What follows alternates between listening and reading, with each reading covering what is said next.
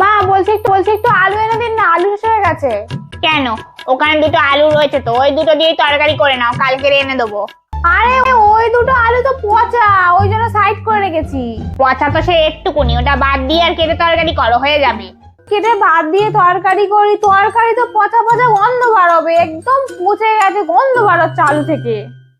তো তোমার মায়ের মুখ থেকেও বার হয় আর গা থেকেও বার হয়, তাই বলে কি তোমার মাকে তোমার বাবা ফেলে দিয়েছে? দিব্যি তো দেখছি সংসার করতে ওই গায়ে গন্ধ গালে গন্ধ নিয়ে। গন্ধ নিয়ে আজকাল দেখছি কোনো একটা ছোট ছোট ব্যাপারও আপনি আমার বাবা মাকে টেনে আনেন। আজ এই একটা সামান্য আলুর ব্যাপার নিয়ে আমার মান্না আপনি এত বাজে বাজে কথা বলতে পারলেন?